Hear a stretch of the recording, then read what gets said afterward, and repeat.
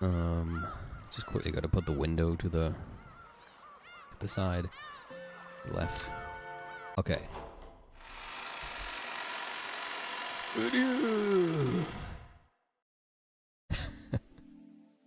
So last time we had some weird stuff again with with Angie summoning the stakes of purgatory, which has confused me a lot because I thought Angie was trying to help Battler deny witches, so why is she all about being able to do magic now? How does that make any sense? Then again, how does that make any sense is pretty much the motto at this point for every scene we get. So, in the spirit of that, let's see how many more how does that make any sense scenes we're gonna get today. That's right. Just once in the past, I underwent training in order to step into the world of witches. Oh, of course. Completely natural. She said earlier something about both denying and accepting. Yeah, because that makes all the senses in the world. I accepted that the only power that could save me from those sad, painful days at St. Lucia Academy was the thing called magic, and I received Maria's introduction to the basics. I really hope Christian is here. It's not actually missing this right now. But it says he's here in the chat. Maybe he just can't write right now. Imagine a vast space, the scene from when I looked down at the mountain's base from a rest stop at the peak.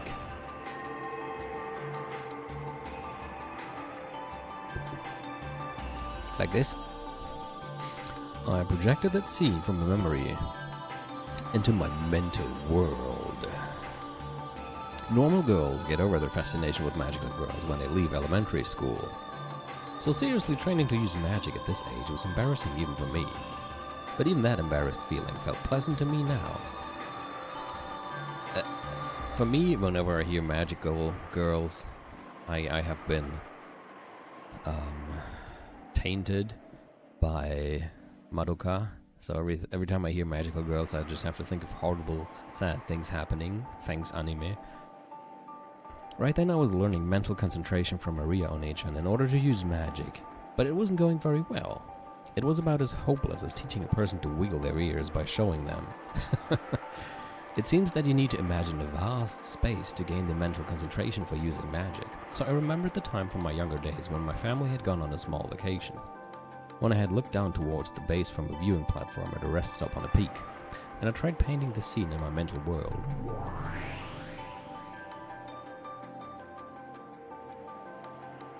Magical girl Ora?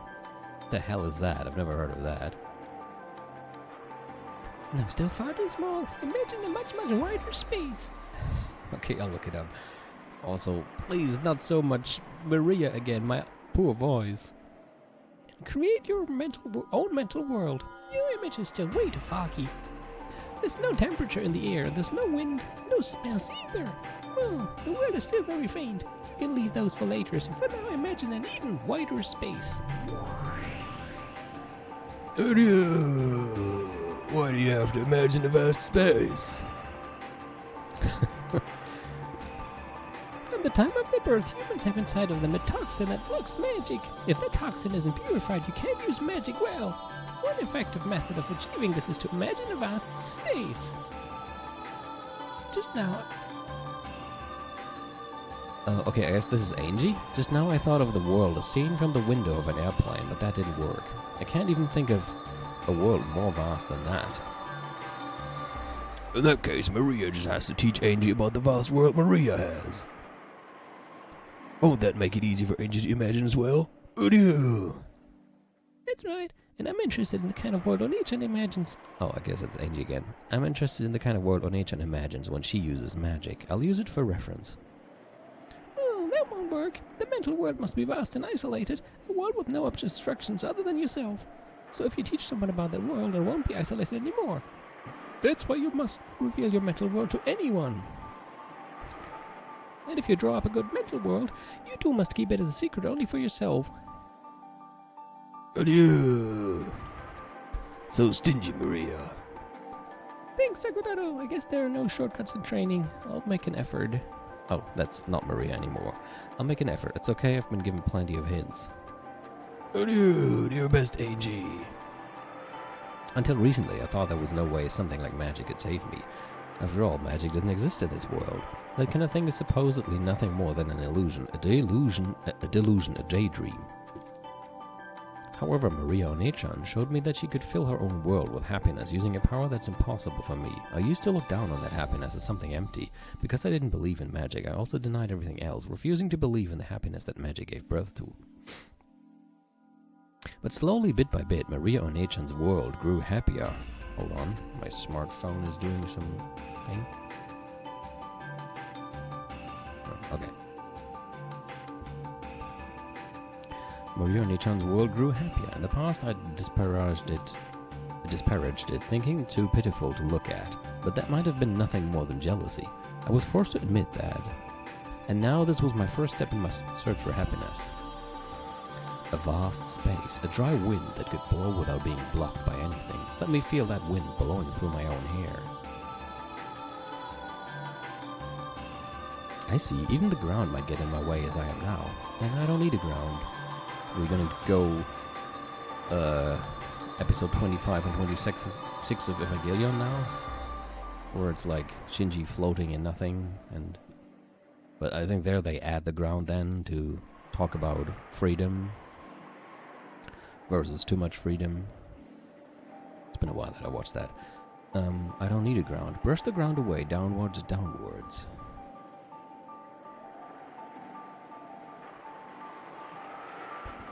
I should really stop showing that on the webcam. I think there's actually a law that you're not allowed to show commercial products on stream anymore or something. I'm not sure. There was something about that a while ago.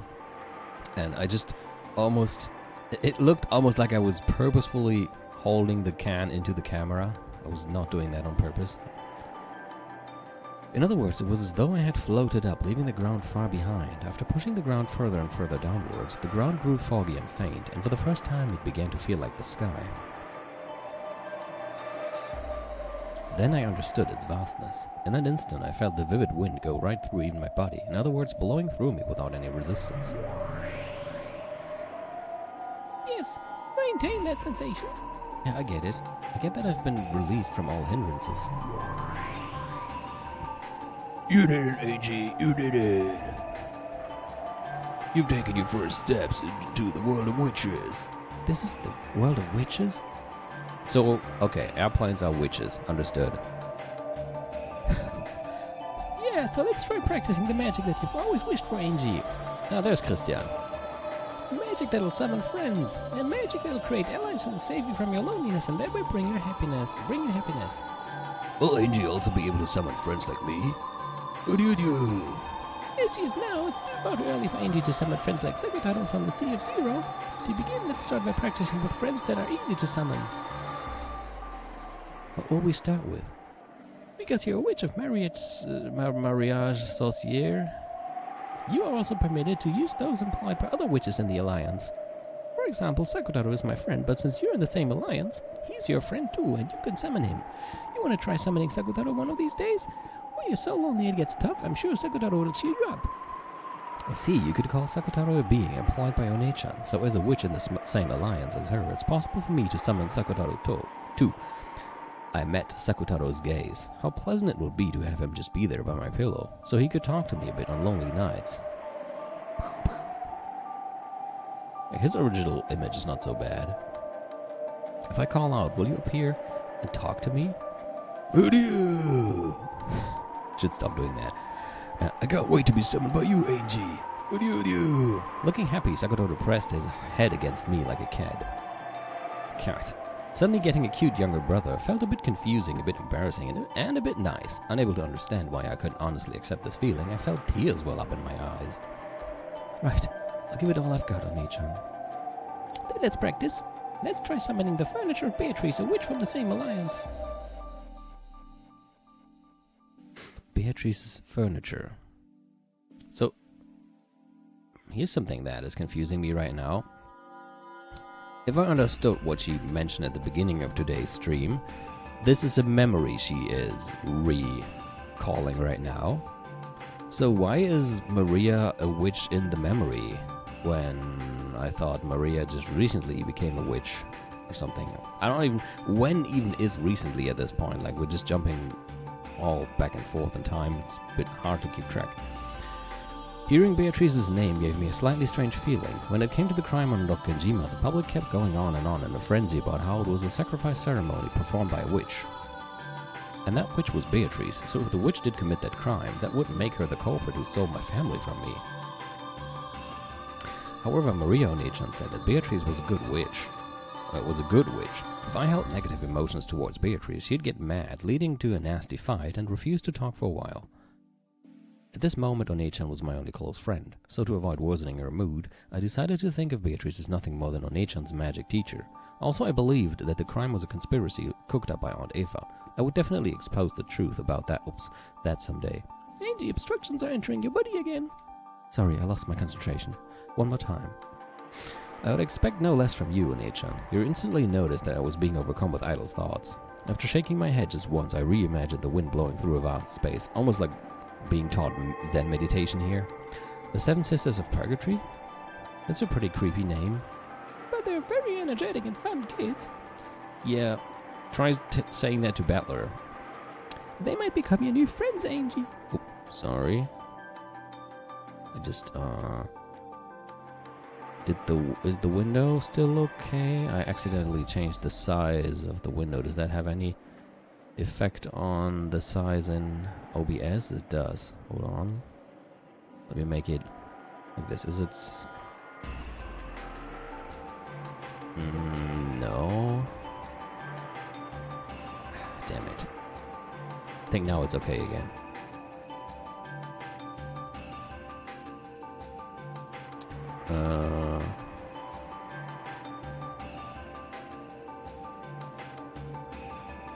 Now it's fine again. I think that's exactly what I'm seeing as well. Sorry. First I'll show you how to summon them. Watch. Maria Onechan lifted both hands up to the level of her head and quietly unified her mind. The state I wasn't able to reach except by meditating for a long period of time, she reached in the span of a few quick breaths. Then a pale light began to gather in her palms, and one by one the girls began to show themselves. Hold on, now the text is kind of blurry here. I'm just going to close it and reopen it real quick. I hope that's... Hey, I want to play the game. Thank you. Yeah, okay, now the window has returned, I think, to the proper size. Is it?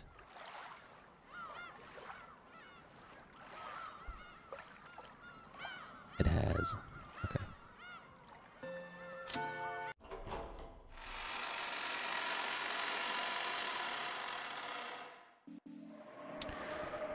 Then a pale light began to gather in her palms, and one by one the girls began to show themselves.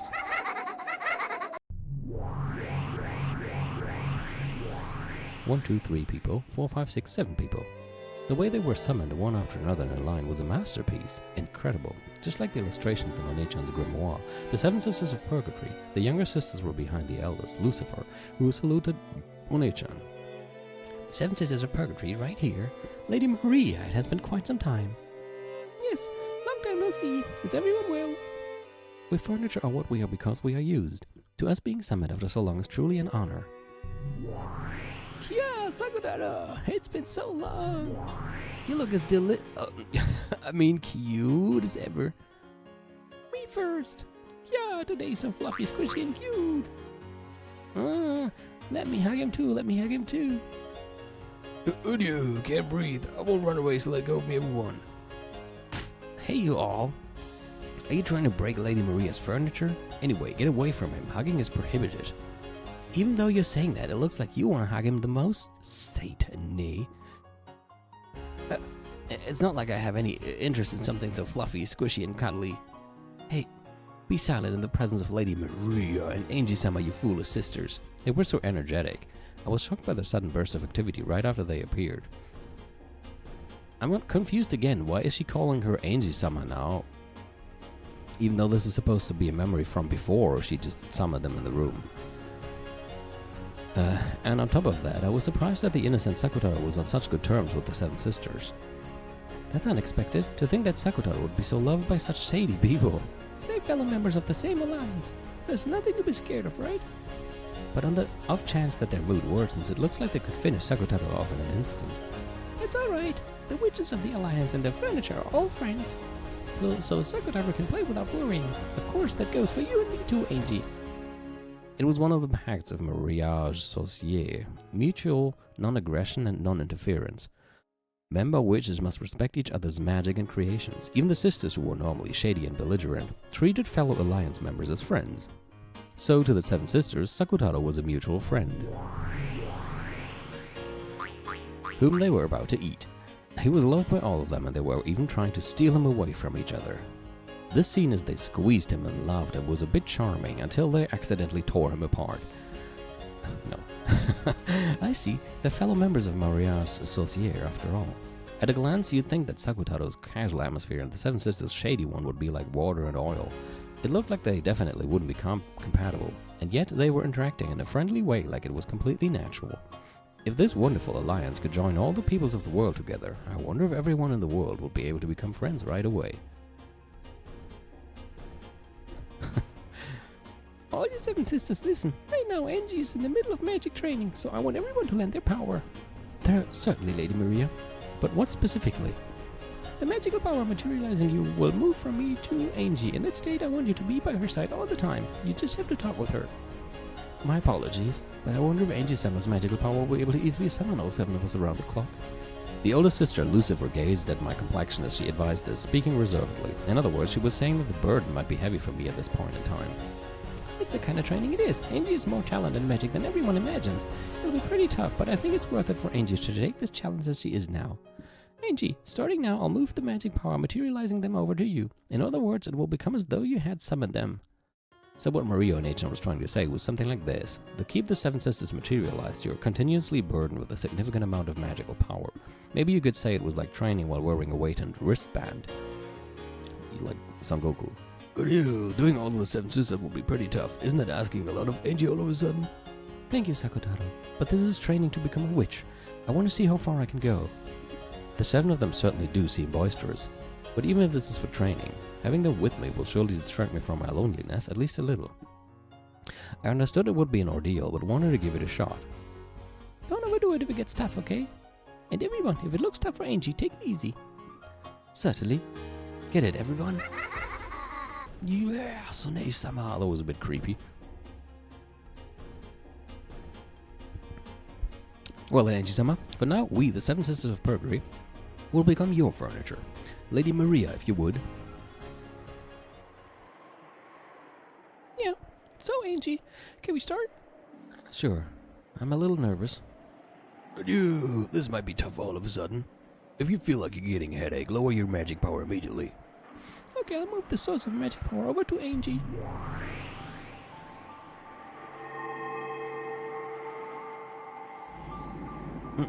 In an instant, the inside of my head felt very heavy. It's tough.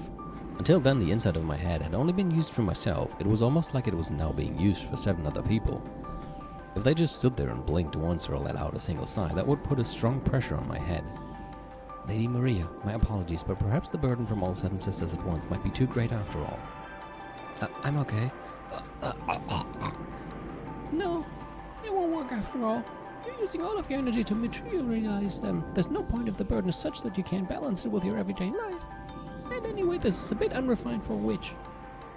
Greteeeeel, that's why I said doing so many suddenly was impossible. Everyone erase yourselves for a bit. Right. It seems it'd be better to lower the number of people. Osmo, erase yourself. Me again? I'm opposed to youngest sister bullying.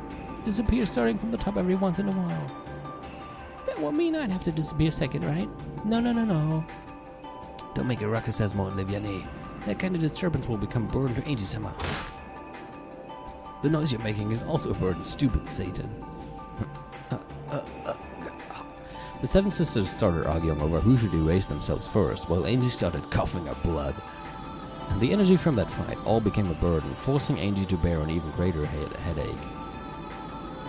Headache. Natsui has been having lots of headaches, but I guess there's no connection there. In the end, they decided the order with rock, paper, scissors, and 1, 2, 3 of them disappeared. But even at that level, Angie was still far from comfortable. In the end, once 6 of them had erased themselves, I was finally able to calm my breathing. With my magical power, forget the 7 sisters, just one person's my limit.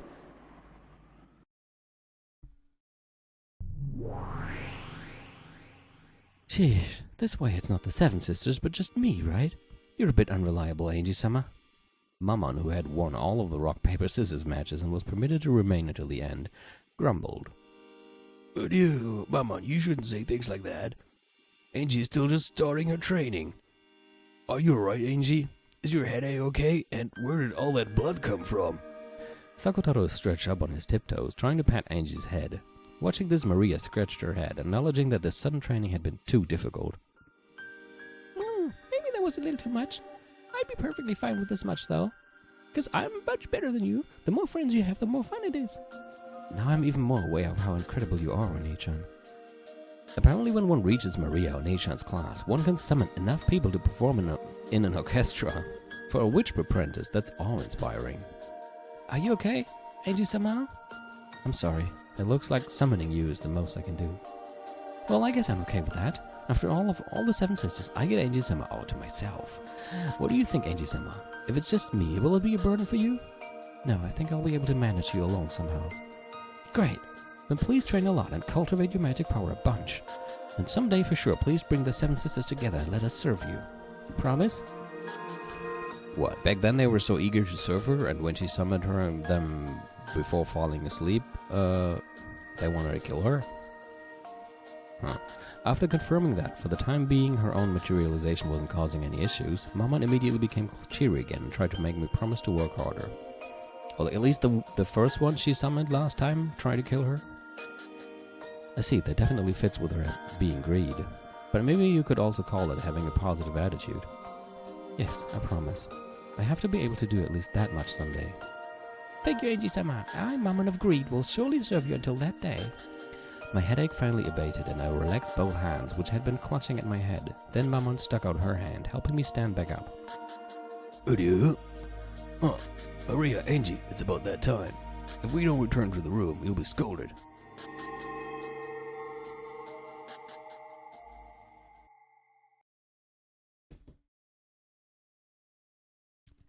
Huh? Oh. I hadn't expected Sakutaro to talk about the time. I was brought back into reality. As though the light had disappeared, the vast world sunk into the darkness, and I was in a tiny, tiny bathroom stall, sitting on a toilet. One-chan's grimoire was open on my lap. I looked at the clock. It was almost 8 p.m. Time for lights out. If I show up late for the roll call before lights out, not only will things get pretty annoying, but it'll cause trouble for my roommates and floormates. I couldn't care less about causing them trouble, but I don't want them messing with me later. My free time by myself is already over for today. I'll sleep, wake up, tomorrow will begin, and another long, long grey-collared day will repeat again. I closed the grimoire and rose from the toilet seat. Man, that really doesn't sound like fun every day. At that time, Oni-chan appeared again and spoke.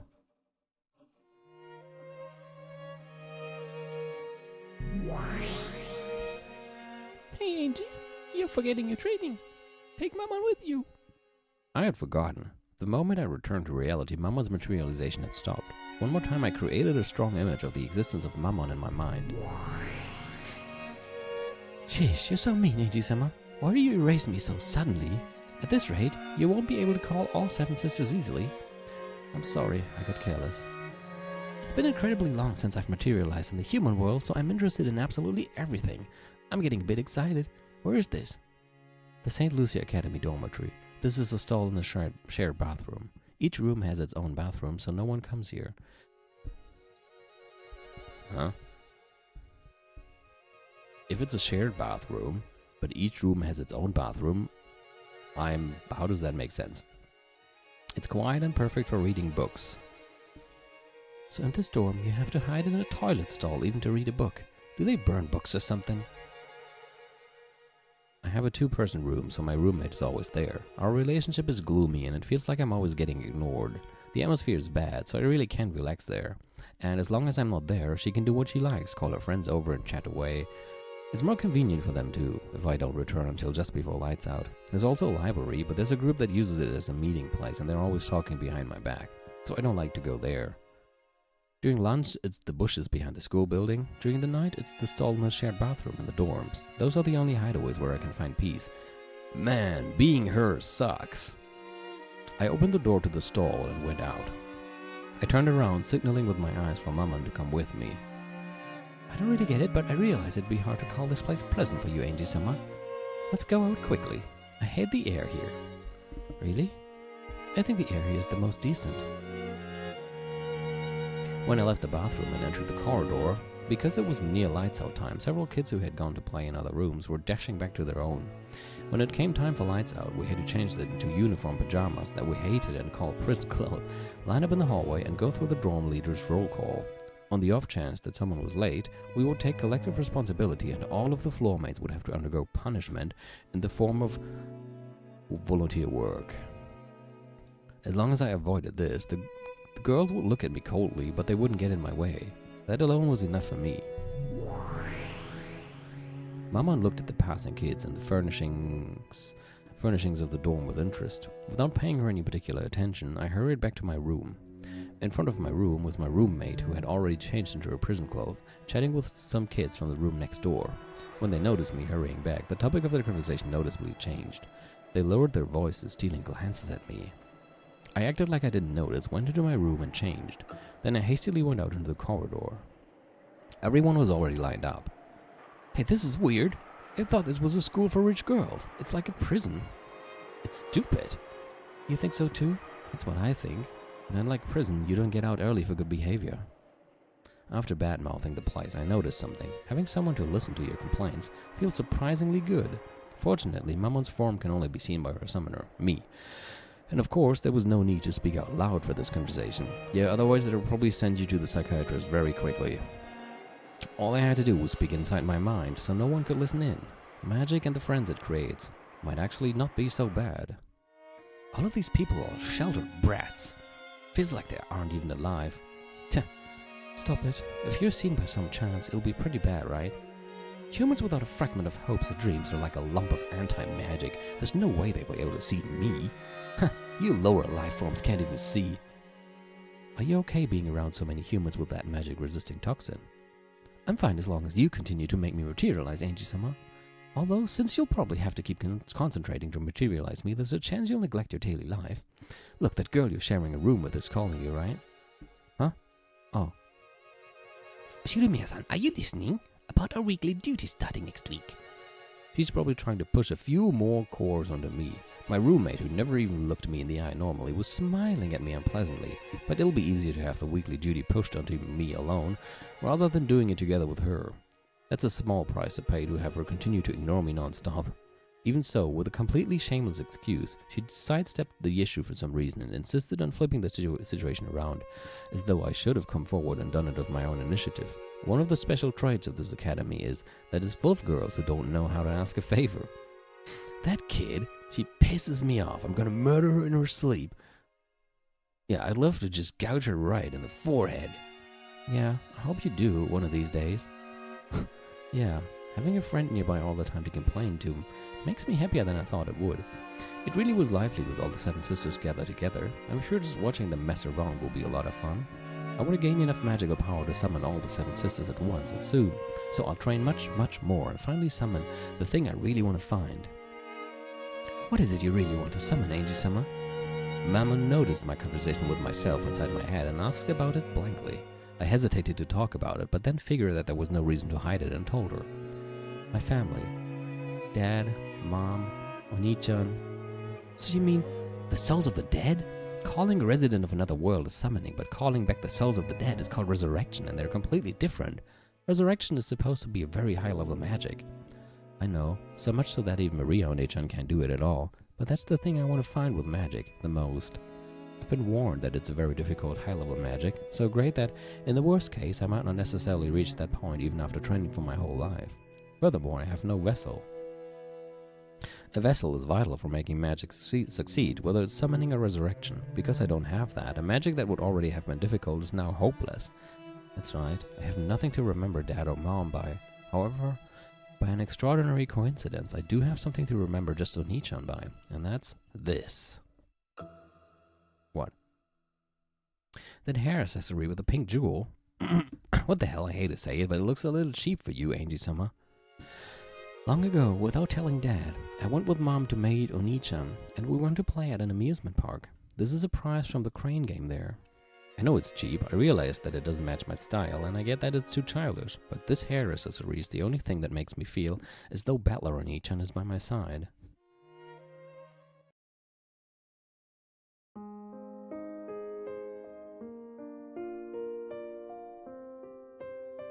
The glass case had been filled with plastic capsules packed with fun-looking things. It seemed that each capsule had some cute accessory in it.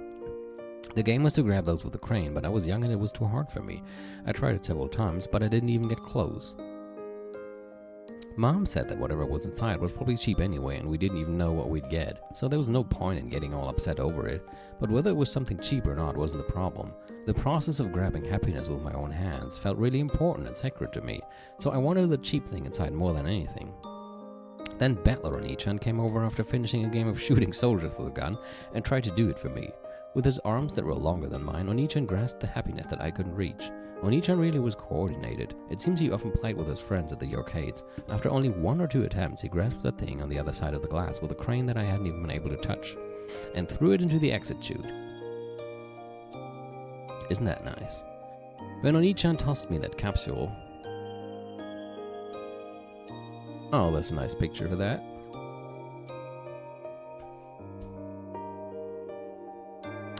When Onichan tossed me that capsule, I remember that he looked very, very reliable. For several days, I felt like opening the capsule would be a waste. Then one day I finally opened it up, and what revealed itself inside was this pink jeweled hair accessory. Since that day, it's been a symbol for Onichan. Didn't she, like... I think there was a point in one of the last streams where she did something with them? Does that mean that she was actually trying to somehow contact Battler or summon him or something? I noticed that she was doing something with them. Was it when she... I think was it when she was in her room trying to summon something? Maybe she tried to summon him with that. Since I was young, I felt that having all 4 of us gathered, including Battler Onichan, was a precondition for a happy family, so I wanted Onichan and Dad to make up quickly. In my own way, I treated this hair accessory as a charm for bringing my whole family together. So I always used to wear it. And then they all fucking died. Isn't that nice? I wanted to feel my reliable, fun, and wonderful Onichan by my side all the time, and let him live in our house. But my memories of Onichan are very distant. I can't do it as easily as Maria Onichan created Sakutaro from a lion stuffed animal.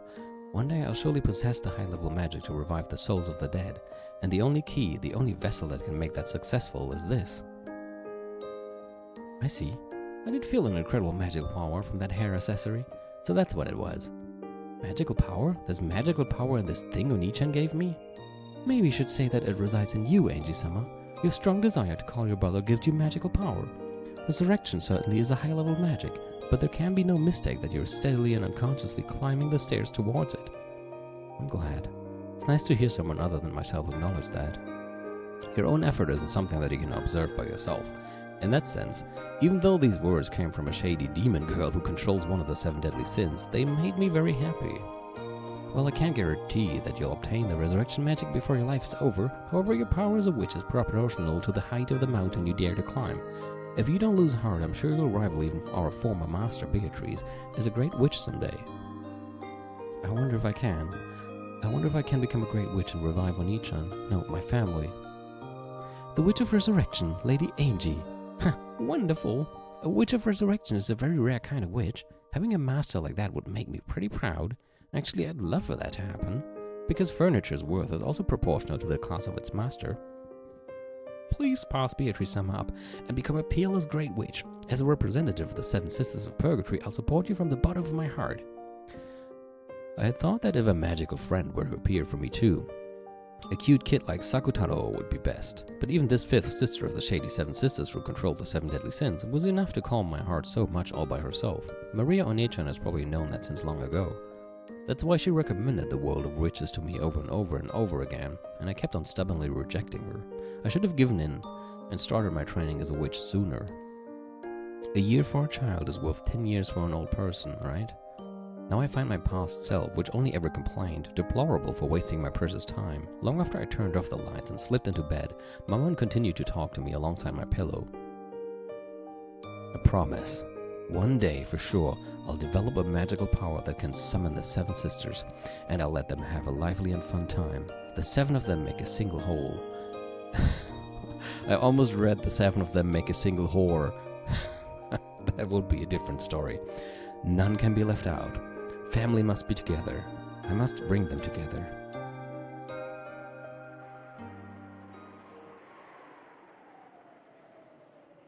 My awareness began to return slowly. Unable to stand watching Aunt Rosa and Maria Onichan's relationship, I ran away from Beatrice and Onichan's game, didn't I? I've got to go back. I've got to go back, support Onichan, and quickly bring him back from this strange world of witch's game. After all, as long as I'm here, I'm not allowed to call myself Angie. And that time, I felt someone's presence. When I turned around, I could see Maman there. Greteeeel-sama, Beatrice-sama said that if you do not return soon, it will become a hindrance to the progression of the game. I beg that you return swiftly. Thank you. I'll go back now. Isn't it great? What is? That you were able to meet Bella Onichan. Is that sarcasm? Well, if that's how it sounds, feel free to call it that. I'm sorry. I should have taken it literally. Yeah, you're right. Even in this screwed up world, being able to meet Onichan makes me happy from the bottom of my heart. And you'll win against Beatrice for your Onichan's sake? Yes. Can't have him playing around in a world like this forever. It's about time for him to return home. That's why I came to call him. Please do the best you can, although I can't support you since my current master is Beatrice-sama. I know. Until October 5, 1986, you are Beatrice's furniture, and eventually you'll become my friend. But eventually you'll throw that friend away. After all... Huh? Maman moaned as if she had bit her tongue, staggering as she clutched her chest. Eventually you'll throw that friend away? After all, what was he about to say? Apparently the rules apply to people other than me as well. Are you okay? It's pretty painful. Excuse me, Greteeeel-sama. No, thank you. I'm glad. Glad I was able to meet Onichan. That's my answer to your first question. Well, let's go back. If I grumble too much, you'll get in trouble with your current master. Yes, I'm glad you understand. Well then. Maman? Huh?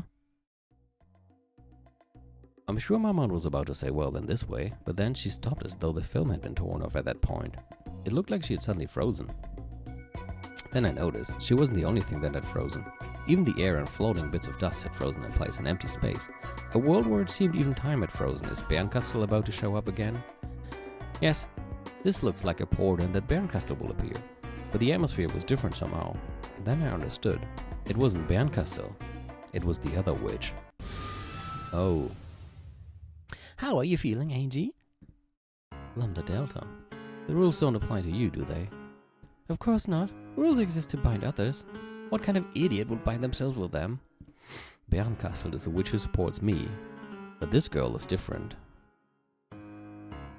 The other witch, the mentally challenged one. This witch supports Beatrice. In other words, she's a being on the opposing side. She's my enemy. But there's some kind of difference between her and Beatrice. Even compared to Bernkastel, there's something strange about Lambda Delta's existence. It's, how should I put it? Maybe like she's a being from a higher dimension? In any event, I was still unsure about how to deal with her. The only thing that was certain was that she was my enemy. Now, just knowing that might be enough, but... So, do you have some business with me? Not really. Oh, well, I just felt like fucking your shit up. When I listened in on your conversation, it started to get a bit interesting. I thought I'd let you hear something good. You're supposed to be my enemy. I can't think of a reason for you to tell me something that'll help me. So the moment I start listening to you, I lose. Bye. See you next time. Don't misunderstand. My opponent is Bern, not you. In other words, it's possible for there to be a topic that benefits both you and me. Sorry, but I don't feel like listening. Although I said that, I probably won't be released from this frozen time until Lambda Delta is satisfied. This itself might be proof that she's in a higher dimension than me. I haven't been given the option of not listening to her. All I can do is try not to be shaken by anything she says and strengthen my mental guard. She'll probably try to make me believe something disadvantageous to me, threatening me. There's no need to square off like that. I just came to resolve your misunderstanding. No, that's not quite it. I came to let you know about the lie Bernkastel told you. Bernkastel lied? Didn't Bern make it sound like your big brother would come back if you defeated Beato? Who knows? I don't feel like talking with you. My brother coming home. I hadn't been promised anything that dreamlike. Getting just one person only if I was lucky had been a promise without very high hopes, but that's enough for me. After being promised an eternity of isolation, having a faint but still non-zero chance was like a shining beacon. In a way, the promise of Bern's wasn't a lie. If Bern promised, then I'm sure that if you defeat Beato, Battle and your parents will be released and will come back to you. And there's no problem. Seriously? That kid is surprisingly cruel. To think she'd deceive you even though she knows. How are you saying I was deceived? Damn, I'm letting her take the initiative. But I won't be released until I land an ear to her. So it's something I'll have to hear anyway. Even though I realized I was falling into a trap, I urged her forwards. What year is it now? You're talking about the world of the game board? In that case, it's October 4th, 1986. That's right. So if you win against Beato, then on October 6th, when the typhoon has passed, the people who are trapped on the island will return. On October 6th, 1986, that is, right? So what? How was your October 6th, 1986? You were at your relative's house, right? I had been at the house of the only Sumadera my mother trusted, Grandpa. We got a call. When I was playing with building blocks in the tatami room, we got that call. After watching to make sure that I'd remembered, Lambda Delta laughed unpleasantly and spoke. Hey, on your October 6th, 1986, did Betlo and Ichan come home? Even though I didn't understand what she was saying, I noticed an unpleasant sweat seeping out all over my face. I don't get it. I don't get it. What is this witch saying? See, if you defeat Beato, Betlo will certainly be released, and he'll probably return home, to his home in 1986. After all, that's how it is, right? Betlo was locked up from the 4th to the 5th of October 1986.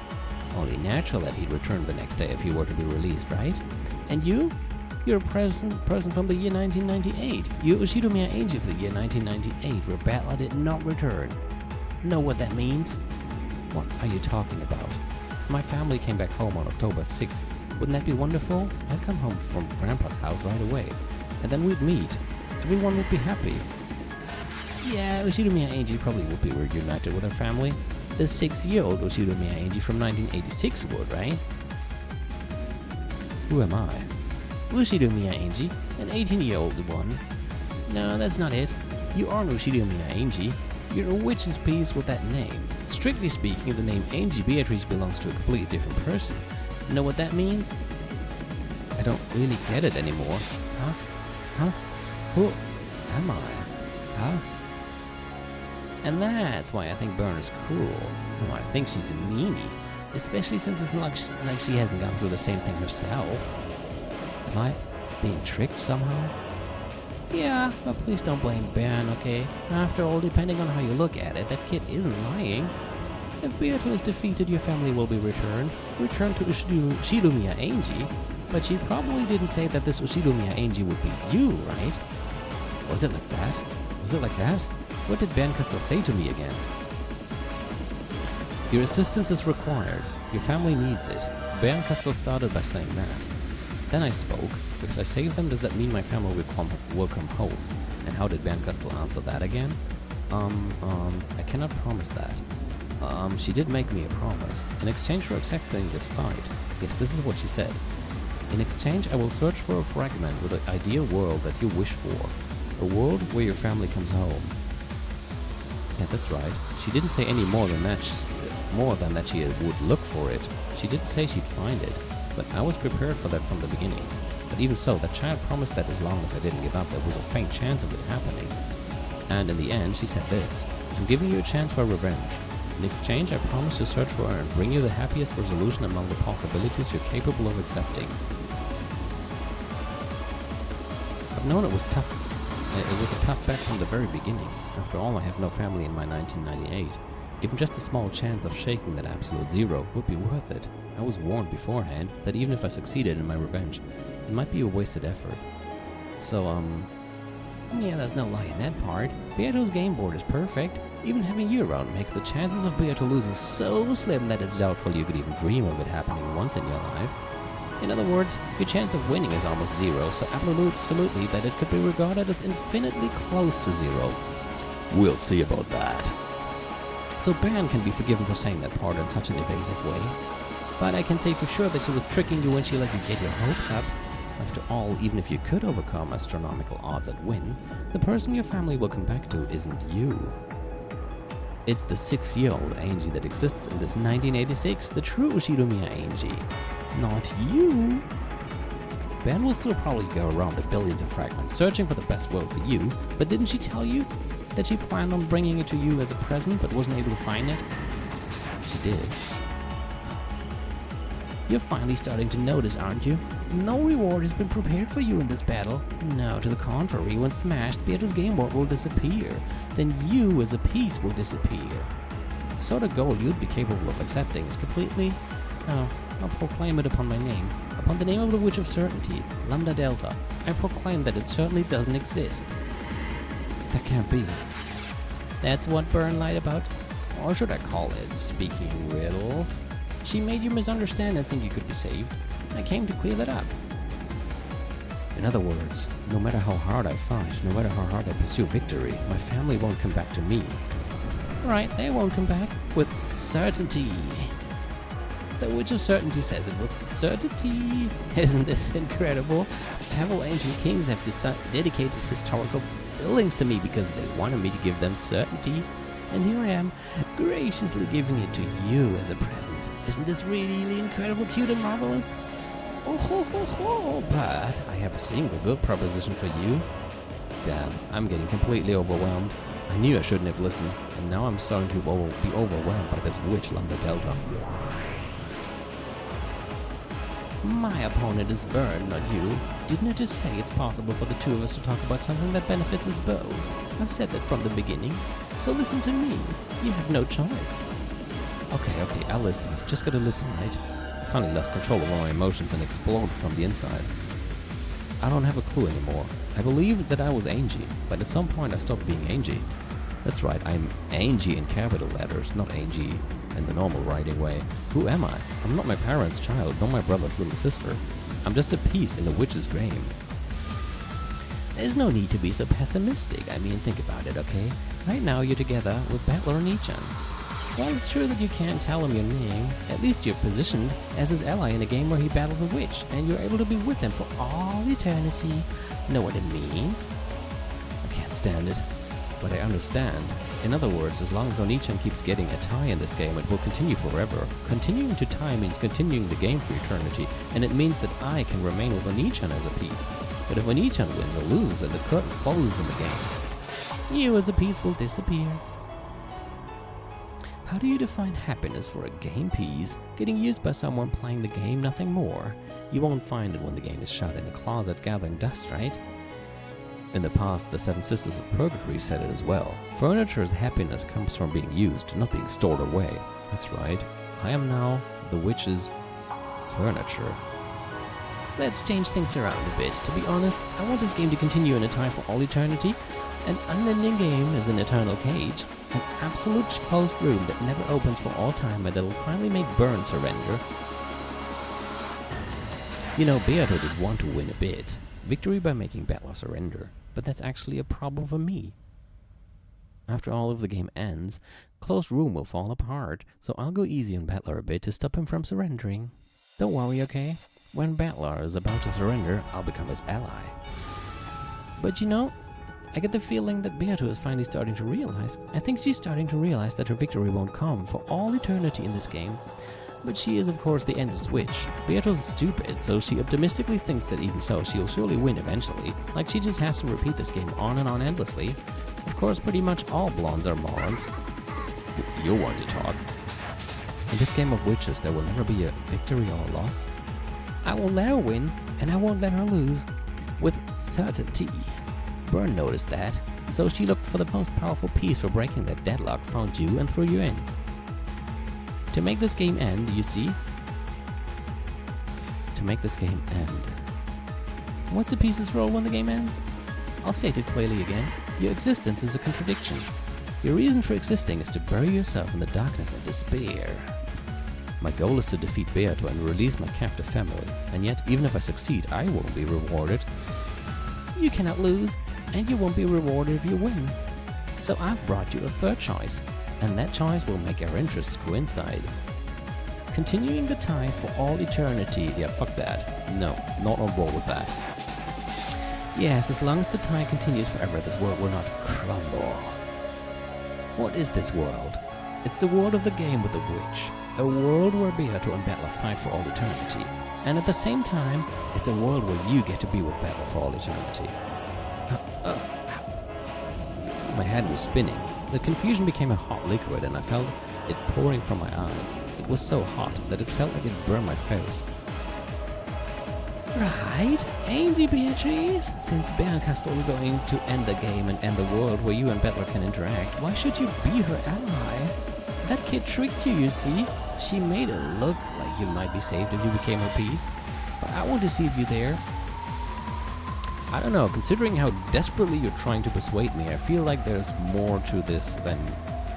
I don't think we should trust her or believe what she's saying. I feel like if that was true, why would she even need to talk to us about this?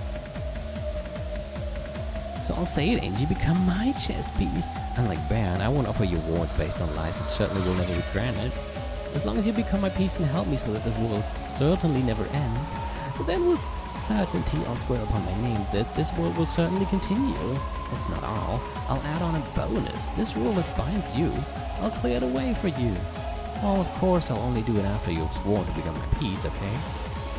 In my own throat there was a thick, loud gulping sound. I shouldn't have listened. If I hadn't listened, I could have remained an innocent little sister praying for my brother's victory. But I might be different now.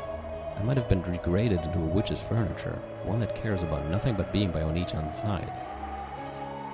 I'm not telling you to betray your brother, okay? If it looks like Battler's gonna lose, you can save him with all you've got. On the other hand, when Battler closes in on Beato too much, I want you to hold back a little. It's all I'm asking, right? Alright? Don't worry, there's no need to actually betray Battler. Battler can't win against Beato alone. That's why Burn threw you in, you see? As long as you don't lend a hand, Battler will be unable to win against Beato for all eternity.